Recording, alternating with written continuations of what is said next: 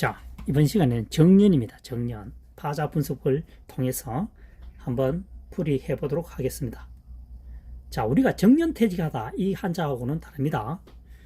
고물의 정자, 장정정인데 정년은 20살의 남자를 말한다는 거죠. 장정이 됐다는 얘기죠. 해가 바뀌어서 장정이 된 나이가 뭡니까? 정년으로 인정한다는 얘기죠. 20살에. 자, 고물의 정입니다. 하나일이죠. 갈고리 고리입니다. 고무래가 어떻게 생겼냐면은 이렇게 생겼죠. 그래서 갈고리 역할을 한다는 얘기죠. 하나의 갈고리 역할을 하는 것은 고무래라는 얘기입니다. 고무래 정. 고무래는 주로 누가 가지고 다니느냐? 장정이 가지고 다닙니다. 해서 고무래 정, 장정정 되겠습니다. 장정. 고무래 정, 장정정. 그 다음 못처럼 생겼죠. 해서 못정 되겠습니다. 두 번째 해년자입니다. 해년. 파자 분석하면 사람인이죠. 걸을 괄니다. 사람이 걸어가다 보면 해가 바뀐다는 거죠. 사람이 걷는다는 것은 뭡니까? 어떤 활동을 한다는 얘기가 되겠죠. 그래서 과거에는 주로 논밭농사를 했겠죠. 그때는 과거에는 오락시설도 거의 없었습니다. 여가 시간이 없다는 얘기죠. 항상 양식이 부족했으니까 사람이 걸어가다 보면, 사람이 활동을 하다 보면 1년 365일이 지나서 해가 바뀐다는 얘기가 되겠습니다. 해년입니다. 사람이 걸어가다 보면 해가 바뀐다 해서 해년 365일이죠. 통상적으로 365일입니다. 1년은. 통상적으로. 고물에는 여성분들이 하는 것이 아니고 주로 남자들이 사용을 하는 거죠. 고물의 정. 힘을 사용하는 것은 대부분 남자들이 사용했다. 과거에는. 고물의 정. 못처럼 생겼다 해서 못정. 고물에는 주로 남자들이 사용했기 때문에 그 어린애를 사용할 수 없으니까 20살이 넘은 20살이 안팎의 장정들이 사용했다 해서 장정정, 고물의 정, 못정 학습하시면은 장기 기억에 상당히 도움이 될 것으로 생각하고 있습니다. 이번 시간에는 열십, 주월섭 어떻게 됩니까? 음이 두 개로 사용되고 있는 한자가 되겠습니다. 훈과 음이 두 개라는 뜻입니다. 훈과 음이. 훈과 음이 두 개라는 뜻이 되겠습니다. 손수죠. 손수변입니다. 변이라고 하는 것은 한자의 좌측에 사용되는 거, 우측에 사용되면 방입니다. 그래서 변방이라고 보면 되겠습니다. 변방은 국가와 국가 사이의 경계선을 말하죠. 변방. 좌측에 오면 변, 우측에 오면 방이 되겠습니다. 합할 합이죠. 자, 손을 두 개 합하면 손가락이 몇 개입니까? 10개죠. 10이 됩니다. 그러니까 고개를 숙여서 허리를 굽혀서 손을 두 개 합해서 뭐한다?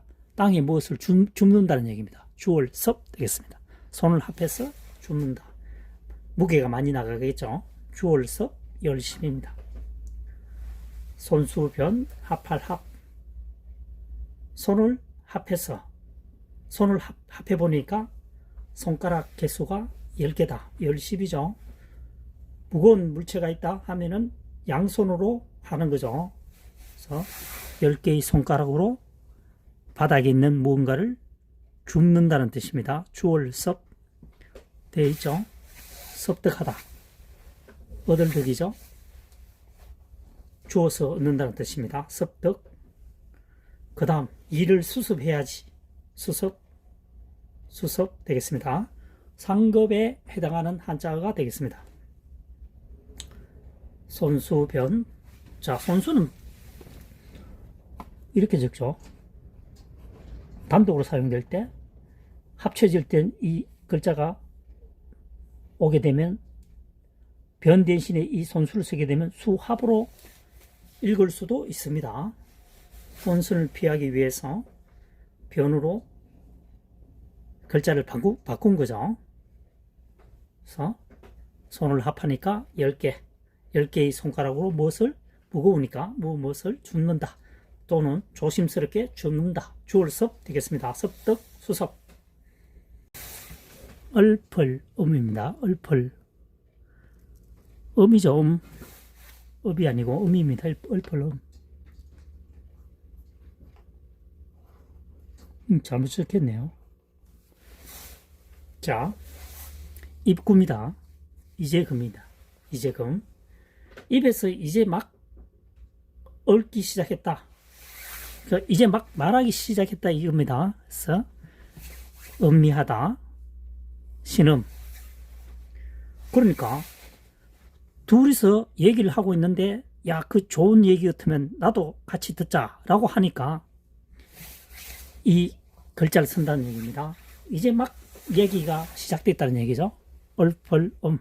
그래서 이제 금 입구죠. 입에서 이제 막 얽기 시작했다. 그 재미있는 이야기를 시작했다. 막 시작했다. 이런 얘기입니다. 얼펄음입니다. 음미 신음 되어 있죠. 입구 이제 금 이제 막 입으로 이야기하기 시작했다. 얽기 이 발음이 잘 안 되는데 얽기 시작했다는 얘기지 막 말하기 시작했다 이런 뜻을 내포하고 있습니다. 이제 금 입구 음미하다 신음. 이번 시간에는 금운고 금입니다. 상급에 해당하는 한자가 되겠습니다. 자, 임금왕이죠. 구수로구입니다. 불똥주가 여기 찍게 됩니다. 아랫부분에 찍히게 되면 구슬옥이 되죠. 임금이 불똥을 가지고 있는 것처럼 반짝반짝이는 것은 구슬, 보배라는 뜻입니다. 그래서 구슬옥, 보배옥이 되죠. 자, 금운고 금입니다. 구슬옥이죠. 구슬 두 개가 이제 방금 부딪히면 금운고 소리를 낸다는 얘기죠. 구슬 소리는, 구슬이 부딪히는 소리는 금운고 소리와 유사하다. 이렇게 학습하시면 되겠습니다. 이게 구슬옥으로 사용된 겁니다. 단독으로 사용할 때는 임금왕. 네, 이 글자 전체에 이제 금과 같이 합해졌었죠. 부분적으로 사용될 때는 이 구슬옥이 불똥주가 탈락이 됩니다.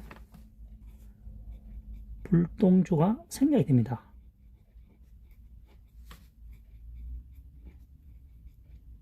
자, 단독으로 사용할 때는 구슬옥, 일부분일 때 구슬옥이 임금왕으로서 사용된다는 얘기죠. 두 임금이 이제 막 금운고 소리를 낸다. 말이 안 되죠.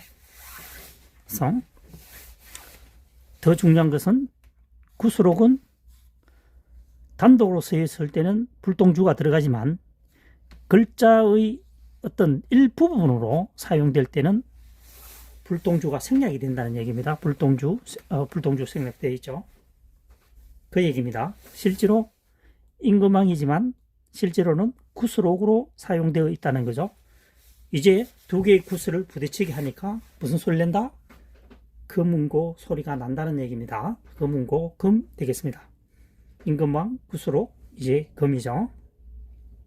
신금을 울리다 많이 듣는 내용입니다. 금슬이 좋다라고 하죠. 금슬. 그래서 이 설자는 비파설, 금운고설 되겠습니다. 금설.